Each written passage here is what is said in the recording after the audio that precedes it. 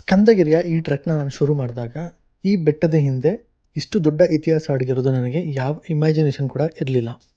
ನನ್ನ ಎಕ್ಸ್‌ಪೆಕ್ಟೇಷನ್ ಏನಿತ್ತಂದರೆ, ನನ್ನ ಲೈಫಲ್ಲಿ ಹೋಗ್ತಿರುವ ಮೊದಲ ಟ್ರೆಕ್ಕಿಂಗ್ ಇದು. ಆಗಿರೋದ್ರಿಂದ ಇದರ ಎಕ್ಸ್‌ಪೀರಿಯನ್ಸ್‌ನ ಸಂಪೂರ್ಣವಾಗಿ ಆಸ್ವಾದಿಸೋದು, ಎಂಜಾಯ್ ಮಾಡೋದು ನನ್ನ ಉದ್ದೇಶ ಆಗಿತ್ತು. ಆದರೆ ನನ್ನ ಟ್ರೆಕ್ಕಿಂಗ್ ಮುಂದುವರೆದಂತೆ ಸ್ಕಂದಗಿರಿಯ ನಿಜವಾದ ಕತೆ ನಿಧಾನವಾಗಿ ನನ್ನ ಮುಂದೆ ತೆರೆದುಕೊಳ್ತಾ ಹೋಯಿತು. ಕಲ್ಲು ಬಂಡೆಗಳಿಂದ ಕೂಡಿದ ಕಠಿಣವಾದ ಈ ಬೆಟ್ಟದ ದಾರಿ, ಇನ್ನು ಕೆಲವು ಕಡೆ ಸ್ಟೀಪ್ ಪಾಯಿಂಟ್ಸ್‌ಗಳು ಮತ್ತೆ ಅಲ್ಲಲ್ಲಿ ಕಾಣಿಸ್ಕೊಳ್ತಿದ್ದ ಹಳೆಯ ಕೋಟೆಯ ಗೋಡೆಗಳ ಥರ ಕಾಣಿಸ್ತಿದ್ದಂತಹ ಕಟ್ಟಡಗಳ ಅವಶೇಷಗಳು, ಇವೆಲ್ಲವೂ ನನ್ನ ಕುತೂಹಲವನ್ನು ಇನ್ನಷ್ಟು ಹೆಚ್ಚು ಮಾಡ್ತಾ ಇತ್ತು. ನನಗೆ ಅನಿಸ್ತಾ ಇತ್ತು, ಇಲ್ಲಿ ಒಮ್ಮೆ ಏನಿದ್ದಿರ್ಬೋದು, ಈ ಅವಶೇಷಗಳಿಂದ ಯಾವ್ಯಾವ ಕತೆ ಅಡಗಿರ್ಬೋದು ಅಂತ ಕುತೂಹಲಗಳು ನನ್ನನ್ನು ಬಹಳವಾಗಿ ಕಾಡೋಕ್ಕೆ ಶುರುವಾಯಿತು. ಈ ಎಲ್ಲ ಕುತೂಹಲಗಳಿಗೆ ಉತ್ತರ ಹುಡುಕೋದೆ ನಮ್ಮ ಮುಂದಿನ ಟ್ರೆಕ್ಕಿಂಗ್. ಬನ್ನಿ ಟ್ರೆಕ್ಕಿಂಗ್ ಸ್ಟಾರ್ಟ್ ಮಾಡೋಣ. ಇದು ಸ್ಕಂದಗಿರಿಯ ಬೇಸ್ ಪಾಯಿಂಟ್. ಚೆಕ್ ಪಾಯಿಂಟ್ ಆದಮೇಲೆ ಈ ಥರ ಟ್ರೈಲ್ ಸ್ಟಾರ್ಟ್ ಆಗುತ್ತೆ. ಈ ರೀತಿಯಾದ ಹಾದಿ ಇರುತ್ತೆ ನೋಡಿ, ಈ ರೀತಿಯಾಗಿರುತ್ತೆ ಹಾದಿ ಎಲ್ಲ. ಸುತ್ತಮುತ್ತ ಗಿಡಗಂಟಿ ಮರಗಳಿರ್ತವೆ.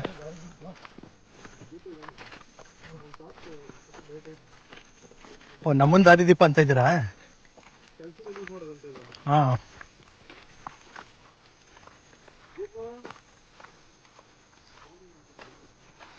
ನೋಡಿ ಈ ರೀತಿ ಇರುತ್ತೆ ಸುತ್ತಮುತ್ತ ಎಲ್ಲ ಗಿಡ ಗಂಟಿ.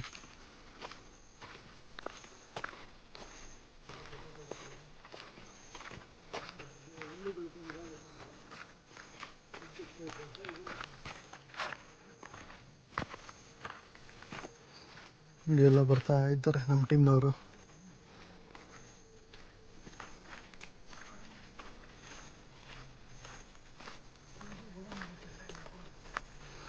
ಇವಾಗ ಟೈಮ್ 5 ಗಂಟೆ.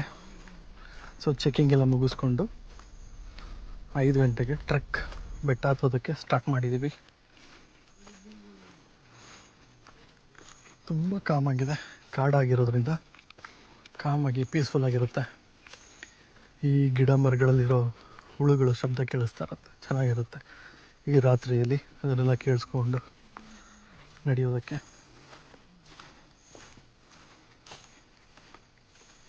ಈ ಮುಂದೆ ಒಂದಷ್ಟು ಜನ ಹೋಗ್ತಾ ಇದ್ದಾರೆ ನಮ್ಮ ಟೀಮ್ನವರು, ಹಿಂದೆ ಒಂದಷ್ಟು ಜನ ಬರ್ತಾ ಇದ್ದಾರೆ ನಮ್ಮ ಟೀಮ್ನವರು. ನಾನು ಮಧ್ಯದಲ್ಲಿದ್ದೀನಿ ನೋಡಿ. ಅದು ಬೆಟ್ಟ ಮೇಲೆ ದೂರದಲ್ಲಿದೆ, ಕಾಣಿಸ್ತಾ ಇಲ್ಲ ಅನ್ಸುತ್ತೆ ನಿಮಗೆ.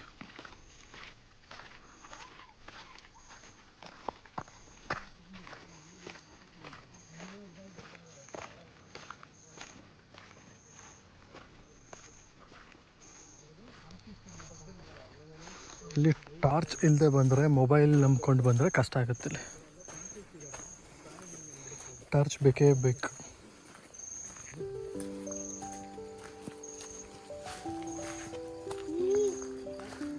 ಆ್ಯಕ್ಷನ್ ಕ್ಯಾಮ್ರಾದಲ್ಲಿ ಏನೂ ಕಾಣಿಸಲ್ಲ ಈ ಡಾರ್ಕಲ್ಲಿ.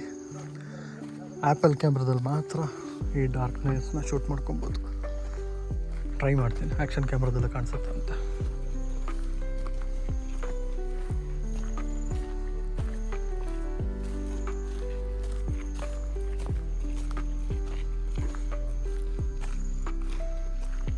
ತಂಪಾಗಿದೆ, ಬೆಳಗಿನ ಜಾವ 5 ಗಂಟೆ.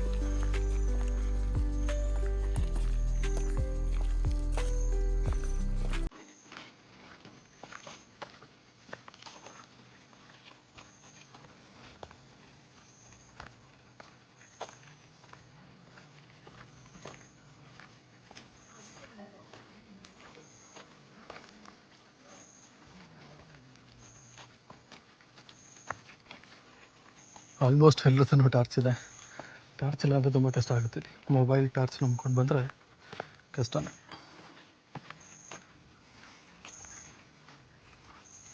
ಡೆನ್ಸಾಗೇ ಇದೆ, ಫಾರೆಸ್ಟ್ ತಿಕ್ಕಾಗೇ ಇದೆ.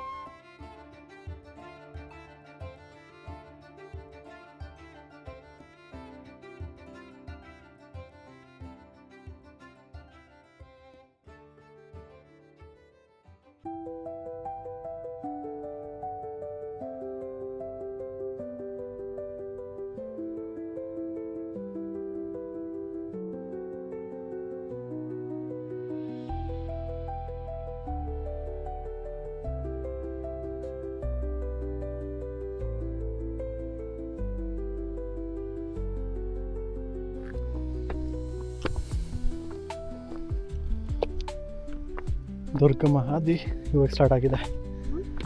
ಈ ಟ್ರಕ್ಕಿನ ದುರ್ಗಮ ಹಾದಿ ಇವಾಗ ಸ್ಟಾರ್ಟ್ ಆಗಿದೆ.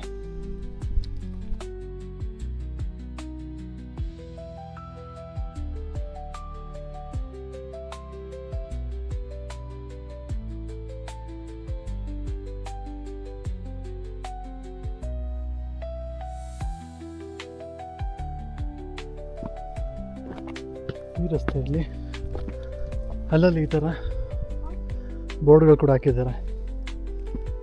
ಸೊ ಬೋರ್ಡ್ ನೋಡ್ಕೊಂಡು ಹೋಗ್ಬೋದು.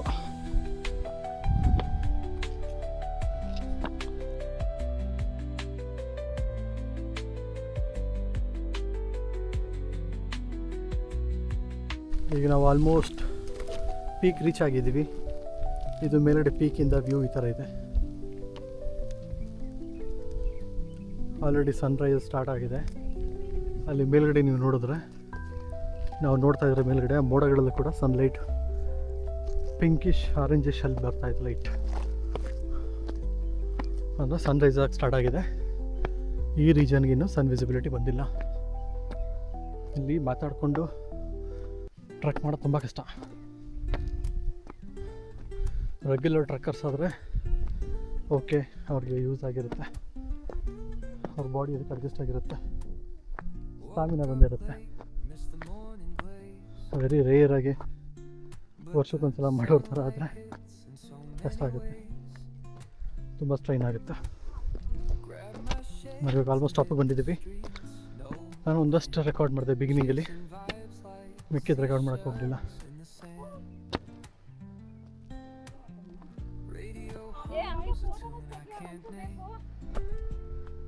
ಹಾಂ, ಸೊ ಇವಾಗ ಟೈಮು 5:15, 6:30ಗೆ ಇಲ್ಲಿ ಸನ್ರೈಸ್ ಆಗುತ್ತೆ ಅಂತ ಹೇಳಿದ್ದಾರೆ.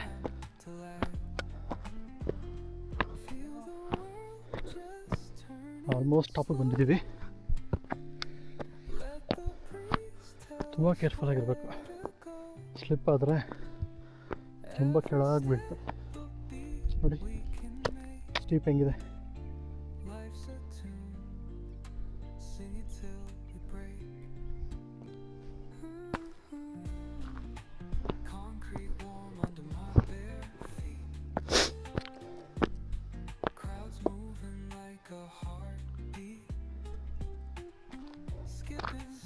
ನಮ್ಮ ಗ್ಯಾಂಗ್ ಸ್ವಲ್ಪ ಜನ ಅಲ್ಲಿದ್ದಾರೆ, ತುಂಬ ಜನ ಕೆಳಗಡೆ ಇದ್ದಾರೆ.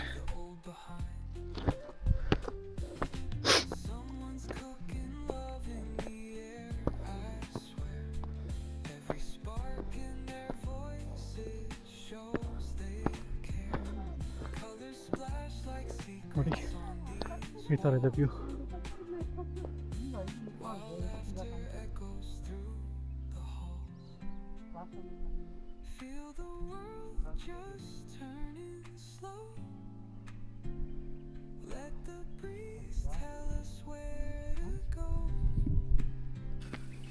ಈ ಪೋರ್ಷನ್ ಅಂತೂ ಎಷ್ಟು ಸ್ಟೀಪ್ ಇದೆ ಅಂದರೆ ಪ್ರತಿಯೊಂದು 10-20 ಮೀಟ್ರ್ 30 ಮೀಟ್ರ್ ಹತ್ತಿದಂಗೆ ಸುಸ್ತಾಗ್ಬಿಡುತ್ತೆ, ಅಷ್ಟು ಸ್ಟೀಪ್ ಇದೆ ಈ ಪಾಯಿಂಟ್.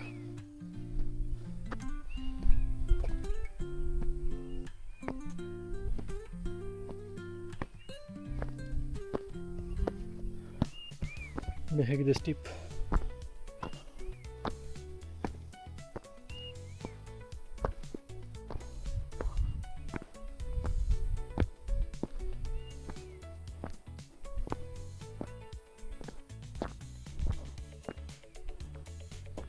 ಬೋರ್ಡ್ ಇದೆ, ಈ ಕಡೆ ಹೋಗ್ಬೇಕಂತ. ತುಂಬಾ ಸ್ಟಿಪ್ ಇದೆ ಇಲ್ಲಿ.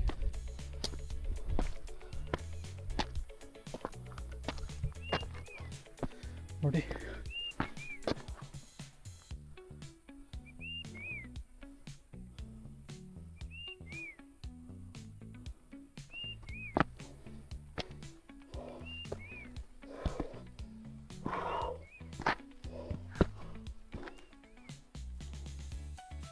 ಮಳೆಗಾಲದ ಅಂತೂ ಇಲ್ಲಿ ಹತ್ತೋದು ತುಂಬಾ ಕಷ್ಟ. ಇಲ್ಲ ನೀರು ಹರಿತಿರುತ್ತೆ, ಜಾಸ್ತಿ ಇರುತ್ತೆ. ಅದೆಷ್ಟು ಸಲ ಬೀಳ್ತಾರೋ ಜನಗಳಿಗೆ.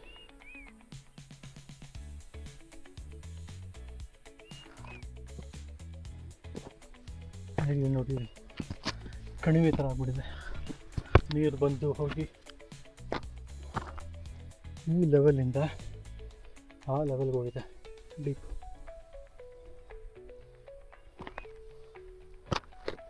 ನೀರು ಬಂದು ಜನಗಳು ಓಡಾಡಿ ಈ ರೀತಿ ಕಟ್ಟಾಗಿದೆ.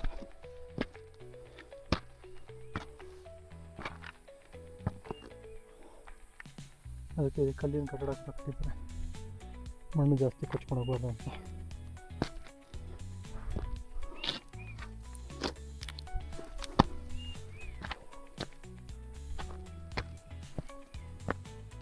ನೋಡಿ ಹೇಗಿದೆ ಪೀಕ್.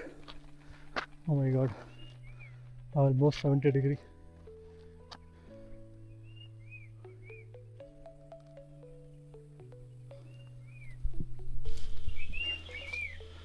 ಒಂದು ಪಾಯಿಂಟಲ್ಲಿ ಈ ಥರ ಫುಲ್ ಕೆನೋಪಿ ಇರುತ್ತೆ, ಮರ ಗಿಡಗಳು ಹಬ್ಕೊಂಡಿರ್ತವೆ.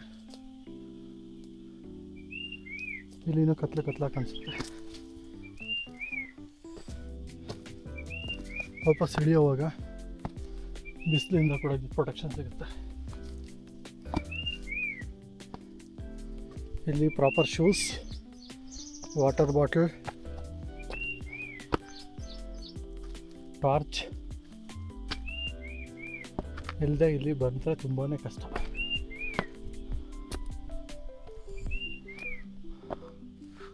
ನೋಡಿ, ಈ ಪೀಕಲ್ಲಿ ಇಲ್ಲಿ ಕೋಟೆ ಕಟ್ಟಿದ್ದಾರೆ ಹಳೆಯ ಕಾಲದಲ್ಲಿ. ನಮಗೆ ನಡ್ಕೊಂಡು ಬರೋದಕ್ಕೆ ಕಷ್ಟ ಇಲ್ಲಿ ಈ ಬೆಟ್ಟ ಹತ್ಕೊಂಡು. ಅಂಥದ್ರಲ್ಲಿ ಇಲ್ಲಿ ಕೋಟೆ ಕಟ್ಟಿದ್ದಾರೆ.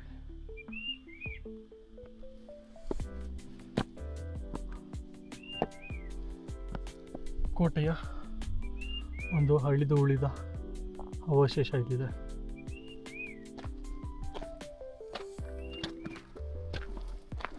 ಆಲ್ಮೋಸ್ಟ್ ಮೇಲಕ್ಕೆ ಬಂದಿದ್ದೀವಿ. ಮೇನ್ ಹತ್ರದಲ್ಲೇ ಇದ್ದೀವಿ ಸನ್ರೈಸ್ ಪಾಯಿಂಟ್ಗೆ.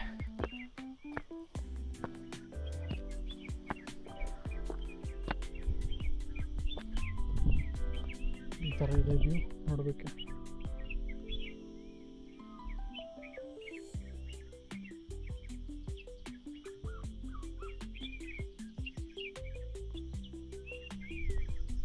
ನೋಡಿ, ಕೋಟೆ ಕಾಣಿಸ್ತಾ ಇದೆ.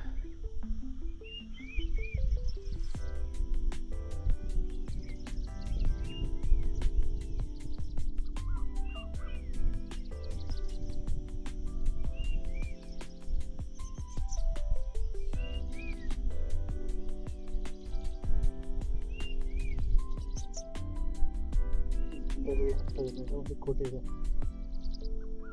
ಕಾಲದಲ್ಲಿ ಕೋಟೆ ಅನಿಸ್ತಿದೆ.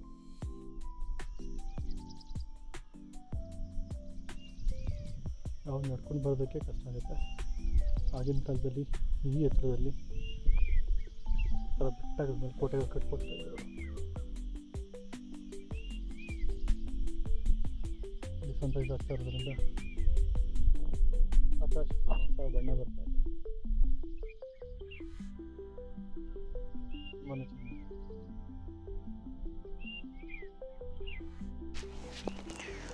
ಆಲ್ಮೋಸ್ಟ್ ಪೀಕಿಗೆ ಬಂದಿದ್ದೀವಿ.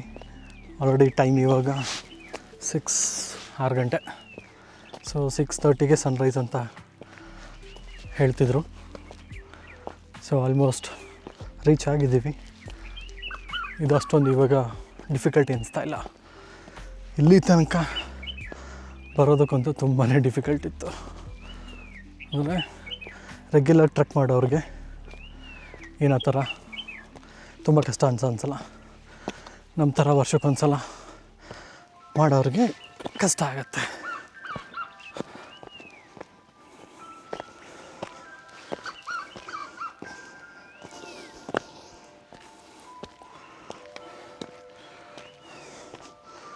ಇದು ಪೀಕ್ ಇದೆ, ಬಟ್ ತುಂಬ ಡಿಫಿಕಲ್ಟಿ ಅನಿಸಲ್ಲ.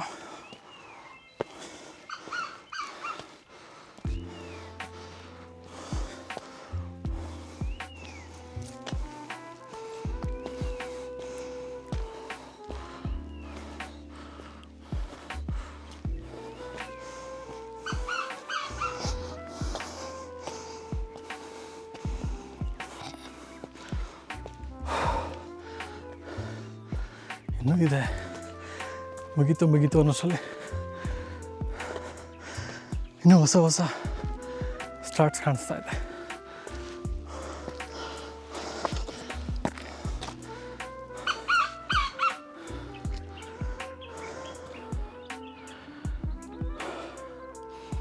ನಮ್ಮ ಗ್ಯಾಂಗ್ನ ಒಂದಷ್ಟು ಮೆಂಬರ್ಸ್ ಎಲ್ಲ ಮೇಲೆ ಹೋಗಿದ್ದಾರೆ,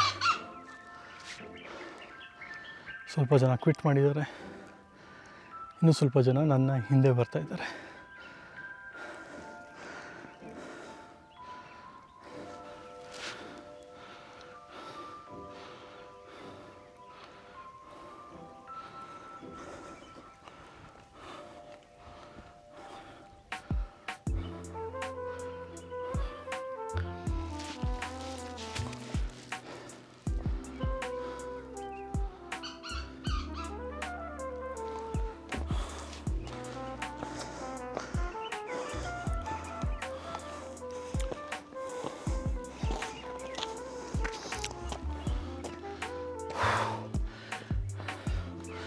ವಿಲೇಜ್ ಕಷ್ಟ ಅನಿಸುತ್ತೆ.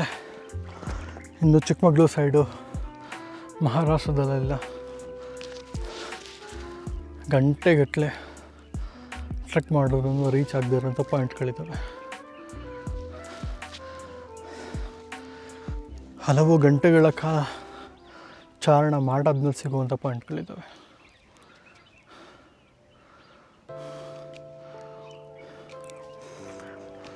ನಾನು ನೋಡಬೇಕು ಅಂತ, ನಾನು ಎಕ್ಸ್ಪೀರಿಯೆನ್ಸ್ ಮಾಡಬೇಕು ಅಂತ, ಹಾಗೆ ನಿಮ್ಗಳಿಗೂ ತಿಳಿಸ್ಕೊಡ್ಬೇಕು ಅಂತ ಈ ಪ್ರಯತ್ನ ಮಾಡ್ತಾಯಿದ್ದೀನಿ.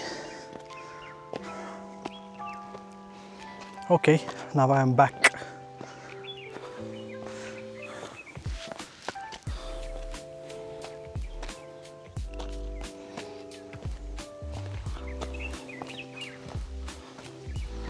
ನೀರಂತೂ ಇರಲೇಬೇಕು. ನೀರಿಲ್ಲ ಅಂತಂದರೆ ತುಂಬಾ ಕಷ್ಟ ಅಲ್ಲ, ಅಸಾಧ್ಯ ಇದು ಬೆಟ್ಟ ಹತ್ತೋದಕ್ಕೆ.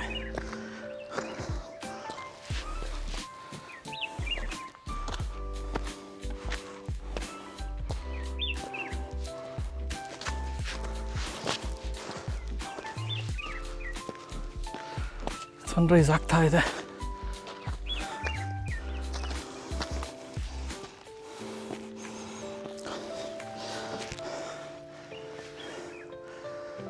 ಇದು ಬ್ರೇಕ್ನ ಸಮಯ.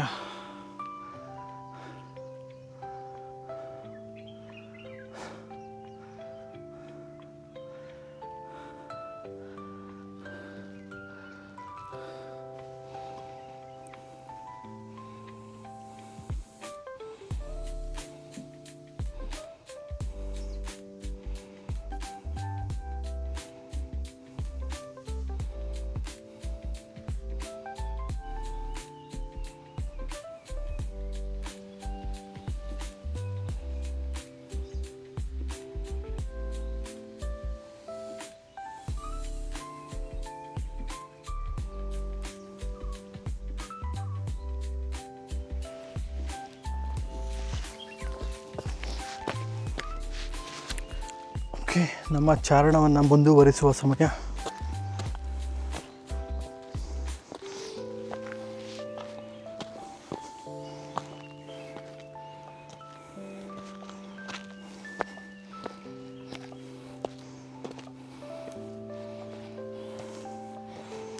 ಮಾತನಾಡ್ಕೊಂಡು ಹತ್ತೋದು ಇನ್ನೂ ಜಾಸ್ತಿ ಟಯರ್ಡ್ ಆಗುತ್ತೆ.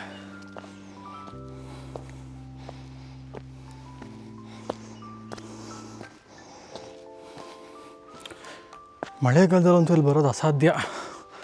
ಎಷ್ಟು ಸ್ಲಿಪ್ಪರ್ ಇರುತ್ತೆ ಅನಿಸುತ್ತೆ ಇಲ್ಲಿ. ಈ ಮಣ್ಣು ನೋಡಿದ್ರೆ ಗೊತ್ತಾಗ್ತಾ ಇದೆ. ಇವಾಗ ಇದು ಕಲ್ಲಿನಂತೆ ಗಟ್ಟಿಯಾಗಿದೆ, ಬಟ್ ನೀರು ಬಿದ್ದರೆ ಇದು ತುಂಬಾ ಜಾರೋದು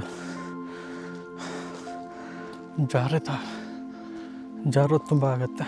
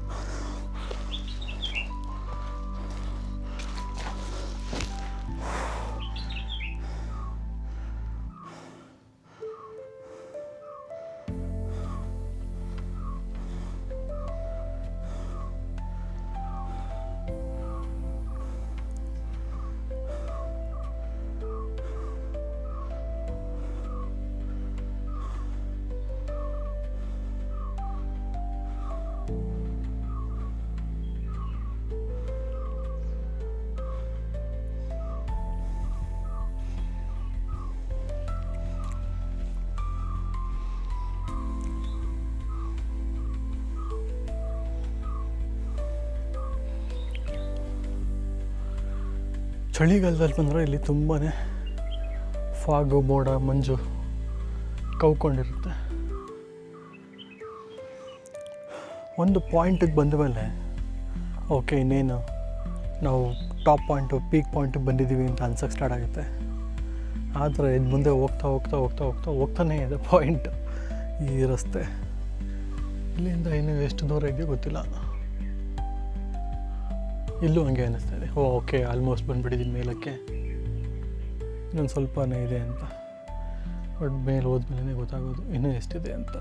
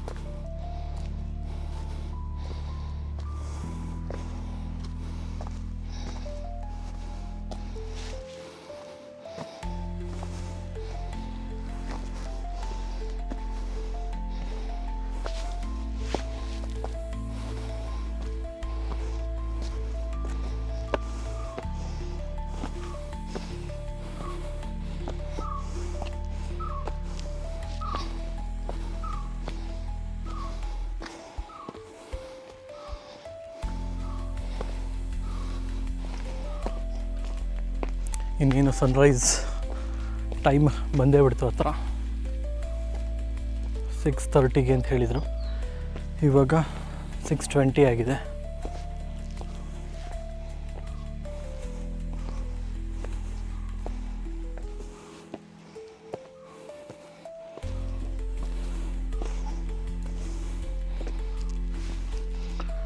ಇನ್ನೂ ಇದೆ ಮಾರಾಯ ಹತ್ತೋದು.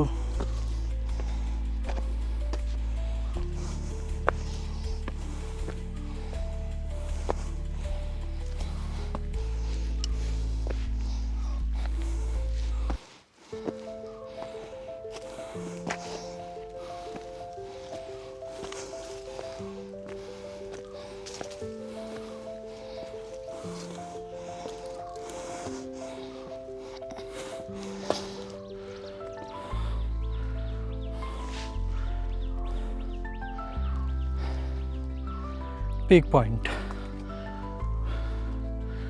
ಮೇಲೆ ಕೋಟೆ ಕಟ್ಟಿದ್ದಾರೆ ಮೇಲ್ಗಡೆ.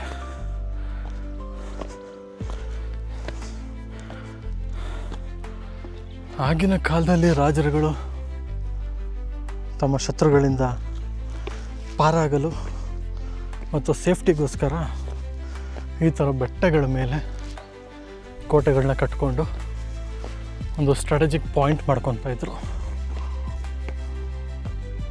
ಇಲ್ಲಿ ಏನೋ ಇದೆ, ಇಲ್ಲಿ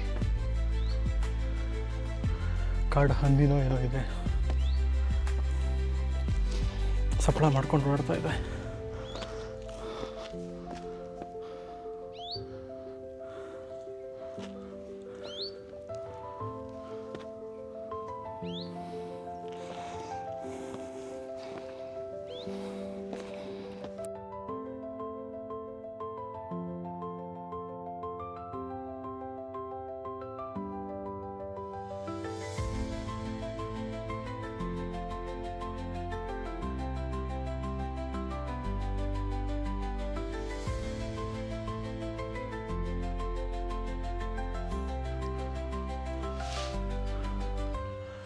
ಕೋಟೆ ಕಟ್ಟಿರೋದು ಇನ್ನೂ ಉಳ್ಕೊಂಡಿದೆ, ಕೋಟೆ ಮೇಲ್ಭಾಗ.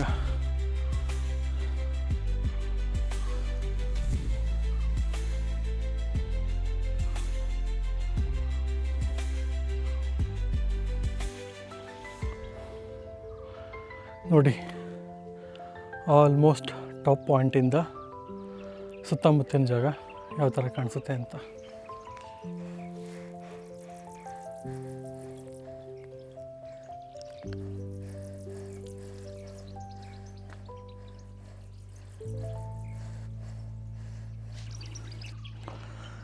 ಸನ್ರೈಸ್ ಆಲ್ರೆಡಿ ಆಗಿದೆ, ನಾವಿವಾಗ ಅದನ್ನು ನೋಡೋದಕ್ಕೆ ಮೇಲೆ ಹೋಗ್ತಾ ಇದ್ದೀವಿ.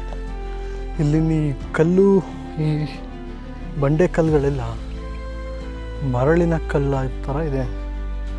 ಸಾವಿರಾರು ವರ್ಷಗಳ ಮರಳಿಂದ ಮಾರ್ಪಾಡಾಗಿರುವಂತಹ ಕಲ್ಲಿದು, ಬಂಡೆ ಕಲ್ಲುಗಳು.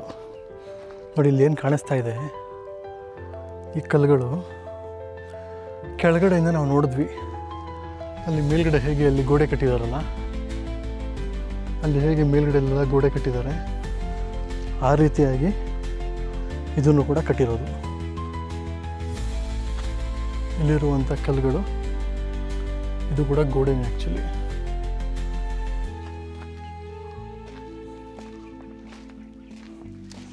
ಸನ್ರೈಸ್ ಆಗಿದೆ ನೋಡಿ, ಸನ್ ಹೇಗೆ ಕಾಣಿಸ್ತಾ ಇದೆ ಅಂತ.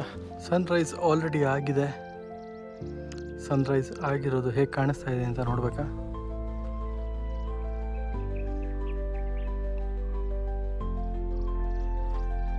ನೋಡಿ, ಇದುವೇ Sunrise. Beautiful Sunrise, beautiful colour.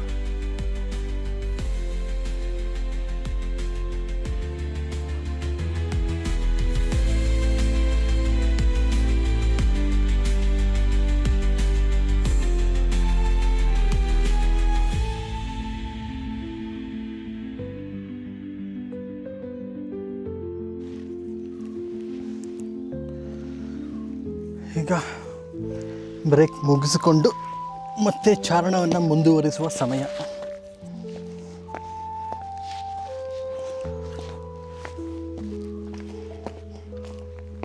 ಇನ್ನೇನು ಸನ್ರೈಸ್ ಟೈಮ್ ಬಂದೇ ಬಿಡ್ತು. ಹತ್ರ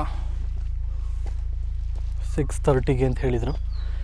ಇವಾಗ 6:20. ನಾನು ಬೆಟ್ಟದ ತುತ್ತ ತುದಿಯನ್ನು ರೀಚ್ ಆಗೋದು ಸ್ವಲ್ಪ ಲೇಟ್ ಆಗಿದ್ದರಿಂದ ನನ್ನ ಫ್ರೆಂಡ್ಸ್ಗಳು ನನಗಿಂತ ಬೇಗನೆ ಬೆಟ್ಟದ ತುತ್ತ ತುದಿ ರೀಚ್ ಆಗಿ ಸೂರ್ಯೋದಯನ ನೋಡಿದ್ದಾರೆ.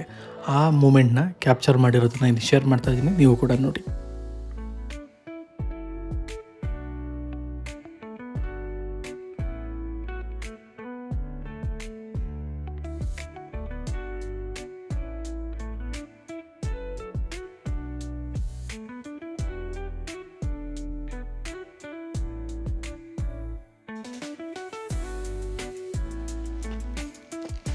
ಓಕೆ, ಇನ್ನೇನು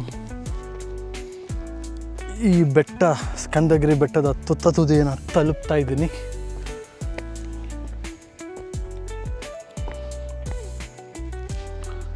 ಒಂದಷ್ಟು ಜನ ಡ್ರಾಪ್ ಔಟ್ ಆದರು ಕೆಳಗಡೆ ಮಧ್ಯದಲ್ಲೇ.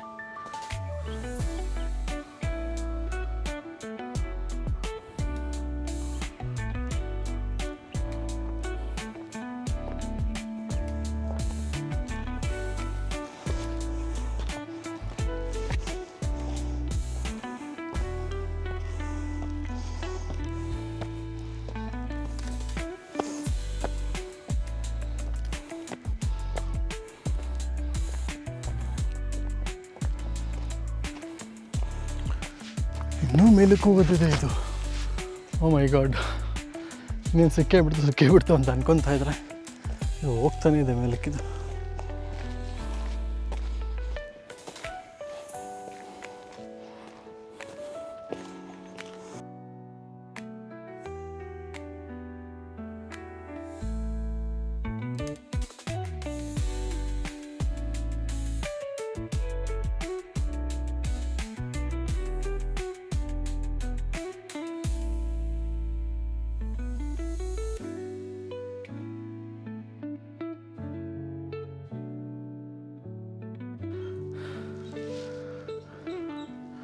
ಕೋಟೆಯ ಬಾಗಿಲು, ಕೋಟೆಯ ಹೆಬ್ಬಾಗಿಲು ನನ್ನ ಹಿಂದೆಗಡೆ ಇದೆ.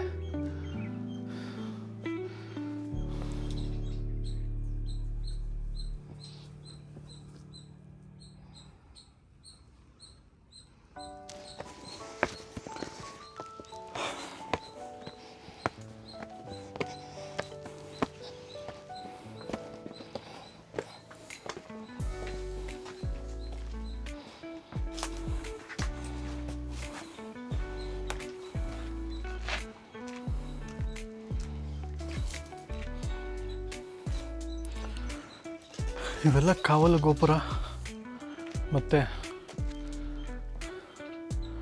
ಒಳ ಪ್ರವೇಶ ಮಾಡೋದಕ್ಕೆ ಇಲ್ಲೆಲ್ಲ ಚೆಕ್ ಪಾಯಿಂಟ್ಸ್ಗಳಾಗಿದ್ದು ಅನಿಸುತ್ತೆ.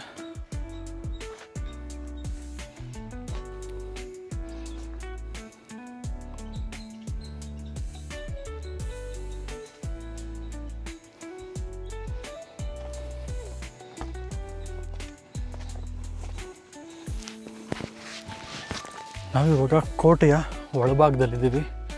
ಈ ಬೆಟ್ಟದ ತುತ್ತ ತುದಿಯಲ್ಲಿರುವ ಕೋಟೆಯ ಒಳಭಾಗ. ಈ ನನ್ನ ಹಿಂದೆಗಡೆ ಇರೋ ಏನು ಬಾರ್ಡ್ರ್ ಇದೆ, ಈ ಬಾರ್ಡ್ರೆಲ್ಲ ಕೋಟೆಯ ಗೋಡೆ. ನಾನು ಕೆಳಗಡೆಯಿಂದ ನೋಡಿದಂತಹ ಕೋಟೆಯ ಗೋಡೆ ಇದು.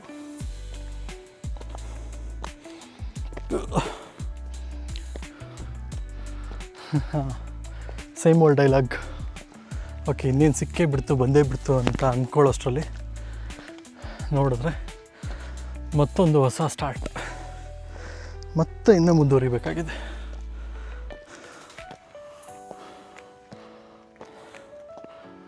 ಇದೊಂಥರ ಅಭೇದ್ಯ ಕೋಟೆ ಅಂತಾರಲ್ಲ, ಆ ರೀತಿ ಇದೆ.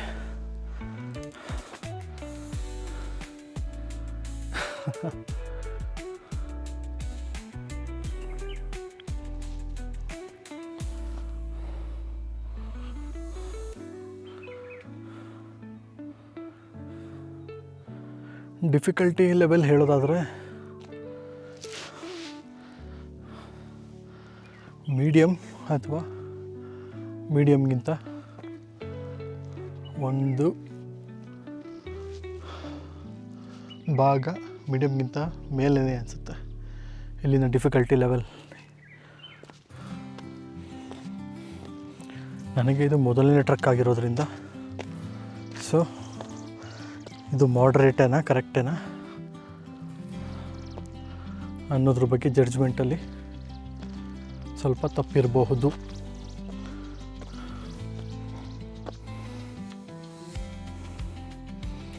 ಮಳೆಗಾಲದಲ್ಲಿ ಯಾವ ಮಟ್ಟಕ್ಕೆ ನೀರು ಹರಿಯುತ್ತೆ ಅನ್ನೋದಕ್ಕೆ ಇಲ್ಲಿ ಕೊರಕಲಾಗಿರೋದೇ ಸಾಕ್ಷಿ. ಇದೊಂಥರ ಈ ಬೆಟ್ಟನ್ನೇ ಸೀಳ್ದಂಗಿದೆ ಈ ಕೊರಕಲು, ನೀರಿನ ಕೊರಕಲು.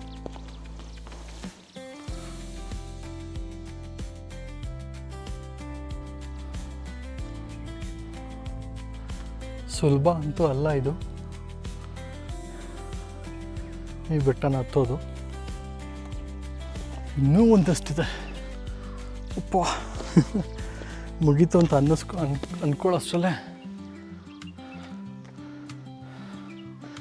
ಇನ್ನೂ ಇದೆ. ಈ ಗುಡ್ಡಗಳೇ ನಮಗೆ ಇಷ್ಟೊಂದು ಕಷ್ಟದಾಯಕವಾಗಿರುತ್ತೆ.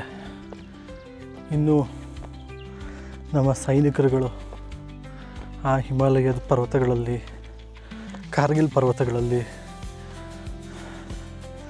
ಇನ್ನು ಎಂತೆಂಥ ಕಷ್ಟಕರವಾದ ಬೆಟ್ಟ ಗುಡ್ಡಗಳಲ್ಲಿ ಕೆಲಸ ನಿರ್ವಹಿಸ್ತಾರೆ. Really great. ಇಂಥದ್ದನ್ನು ನೋಡಿದಾಗ ಅವ್ರು ಪಡೋಂಥ ಕಷ್ಟ ಎಷ್ಟು ಅನ್ನೋದು ಒಂದು ಮಟ್ಟಕ್ಕೆ ಅರ್ಥ ಆಗುತ್ತೆ.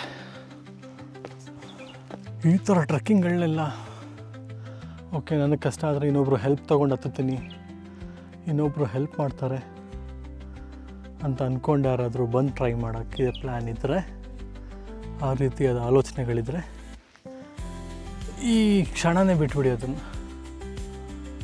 ಇಲ್ಲಿ ಅವರವರೇ ಈ ಬೆಟ್ಟನ ಹತ್ತೋದೇ ಕಷ್ಟ ಆಗಿರುತ್ತೆ. ಅಂಥದ್ರಲ್ಲಿ ಇನ್ನೊಬ್ರಿಗೆ ಹೆಲ್ಪ್ ಮಾಡಿ, ಇನ್ನೊಬ್ರನ್ನ ಎಳ್ಕೊಂಡು, ಇನ್ನೊಬ್ರನ್ನ ಎತ್ಕೊಂಡು ಹತ್ತೋದೆಲ್ಲ ಆಗೋದೇ ಇಲ್ಲ, ಚಾನ್ಸೇ ಇಲ್ಲ.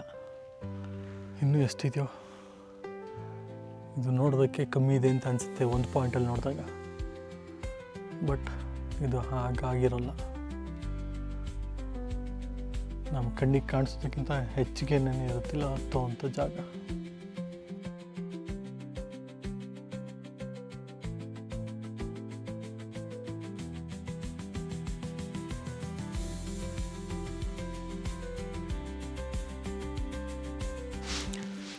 ಐ ಥಿಂಕ್ ಆಲ್ಮೋಸ್ಟ್ ಟಾಪಿಗೆ ಬಂದಿದ್ದೀನಿ, ಟಾಪ್ ಪಾಯಿಂಟ್ಗೆ ಅಂತ ಮತ್ತೆ ಅಂದ್ಕೊಂಡಿದ್ದೀನಿ. ಕರೆಕ್ಟಾಗಿ ಸುಳ್ಳು ಗೊತ್ತಿಲ್ಲ. ಮತ್ತು ಈ ಜಾಗದಲ್ಲಿ ಬಿದ್ದಿರೋ ಕಲ್ಲುಗಳನ್ನ ನೋಡಿದ್ರೆ,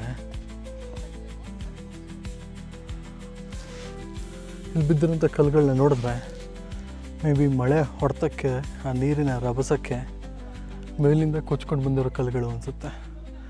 ಅಥವಾ ಆಗಿನ ಕಾಲದಲ್ಲಿ ಏನಾದರೂ ಮೆಟ್ಲು ಥರ ಮಾಡೋದಕ್ಕೆ ಕಲ್ಲುಗಳನ್ನ ಮಣ್ಣಿನ ಜೊತೆ ಅಂಟಿಸಿ ಮೆಟ್ಲಾಗಿ ಮಾಡ್ಕೊಂಡಿದ್ದು ಸ್ಥಿತಿ ಇರ್ಬೋದು ಈ ಕಲ್ಲುಗಳನ್ನ ನೋಡ್ತಾ ಇದ್ದರೆ. ಆದರೆ ಇವಾಗ ಮಳೆ ಹೊಡೆತಕ್ಕೆ ನೀರಿನ ರಭಸಕ್ಕೆಲ್ಲ ಕೊಚ್ಕೊಂಡು ಇಲ್ಲಂದ್ರಲ್ಲಿ ಹಾಗೆ ಬಿದ್ದಿದೆ ಈ ಕಲ್ಲುಗಳು ನೋಡಿ.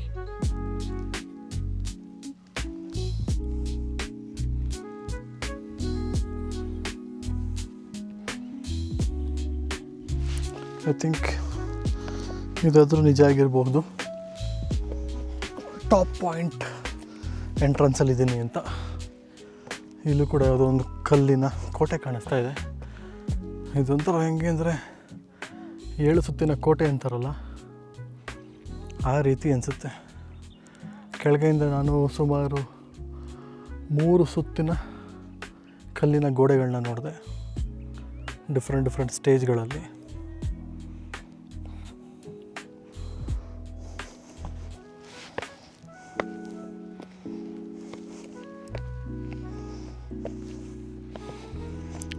ಎಸ್, ಇದು ಕೂಡ ಒಂದು ಮುಖ್ಯ ಭಾಗ ಆಗಿತ್ತು ಅನಿಸುತ್ತೆ ಈ ಕೋಟೆಯಲ್ಲಿ. ನೋಡಿ, ಕಲ್ಲಿಂದ ಅದು ಇಷ್ಟೊಂದು ಕಲ್ಲುಗಳನ್ನ ಹೇಗೆ ಎತ್ಕೊಂಡ್ಬಂದಿರ್ಬೋದು ಮೇಲಕ್ಕೆ ಇವರು, ಈ ಕೋಟೆ ಕಟ್ತವ್ರು. ಇದ್ರ ಇತಿಹಾಸ ಸ್ವಲ್ಪ ತಿಳ್ಕೊಂಡು ಹೇಳ್ತೀನಿ, ನನಗೂ ತಿಳ್ಕೊಳ್ಳೋದಕ್ಕೆ ಇಷ್ಟ ಇದೆ. ಇಷ್ಟೊಂದು ಕಲ್ಲುಗಳನ್ನ ಅಷ್ಟು ಕೆಳಗಡೆಯಿಂದ ಇಷ್ಟು ಮೇಲಕ್ಕೆ ಹೇಗೆ ಎತ್ಕೊಂಡ್ಬಂದಿರ್ಬೋದು ಇವರುಗಳು. ಹಾಗೆ ಇಲ್ಲಿನ ಬಂಡೆಗಳು ಉಪಯೋಗಿಸ್ಕೊಂಡು ಈ ಗೋಡೆಗಳನ್ನ ಮಾಡಿರಬಹುದು.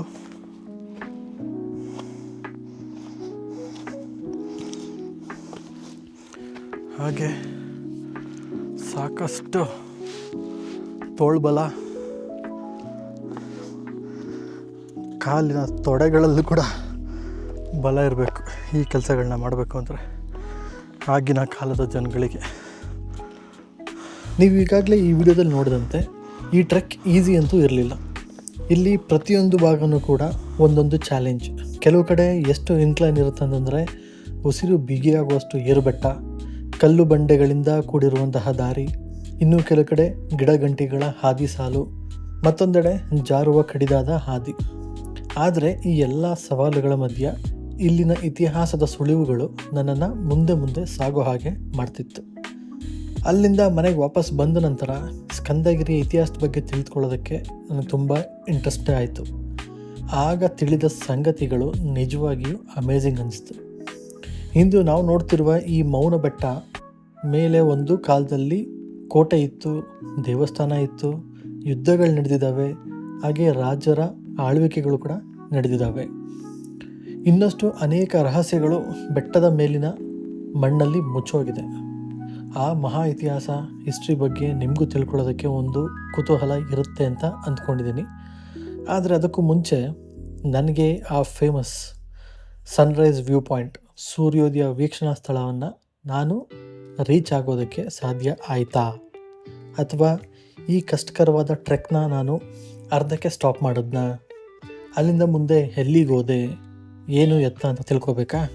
ಇದೆಲ್ಲದಕ್ಕೂ ಉತ್ತರ ಮುಂದಿನ ಭಾಗದಲ್ಲಿ ಸಿಗುತ್ತೆ, ತಪ್ಪದೇ ವೀಕ್ಷಿಸಿ. ಹಾಗೆ ಮತ್ತು ಈ ವಿಡಿಯೋ ನಿಮಗೆ ಇಷ್ಟವಾಗಿದ್ದರೆ ಒಂದು ಲೈಕ್ ಮಾಡಿ, ಒಂದು ಕಮೆಂಟ್ ಮಾಡಿ, ಹಾಗೆ ನಿಮ್ಮ ಫ್ರೆಂಡ್ಸ್ ಫ್ಯಾಮಿಲಿಗೆ ಶೇರ್ ಮಾಡಿ. ಮತ್ತು ಮುಂದಿನ ಭಾಗವನ್ನು ಮಿಸ್ ಮಾಡ್ಕೋಬಾರ್ದು ಅಂತಿದ್ದರೆ ಈ ದೇಶದೋಳು ಯೂಟ್ಯೂಬ್ ಚಾನೆಲ್ನ ಸಬ್ಸ್ಕ್ರೈಬ್ ಮಾಡ್ಕೊಳ್ಳಿ. ಹಾಗೆ ನಾನು ಇನ್ಸ್ಟಾಗ್ರಾಮ್ ಆ್ಯಂಡ್ ಫೇಸ್ಬುಕ್ಕಲ್ಲೂ ಕೂಡ ಕೆಲವೊಂದು ಇಂಟ್ರೆಸ್ಟಿಂಗ್ ವಿಡಿಯೋ ಕ್ಲಿಪ್ಸ್ಗಳನ್ನ ಶೇರ್ ಮಾಡ್ತಾ ಇರ್ತೀನಿ. ಅಲ್ಲೂ ಕೂಡ ಫಾಲೋ ಮಾಡಿ, ಹಾಗೆ ನನ್ನ ಸಪೋರ್ಟ್ ಮಾಡಿ, ಎಂಜಾಯ್ ಮಾಡಿ. ಮತ್ತೆ ಭೇಟಿ ಆಗೋಣ, ಮತ್ತೆ ಭೇಟಿ ಆಗ್ತಾ ಇರೋಣ. ನಮಸ್ಕಾರ.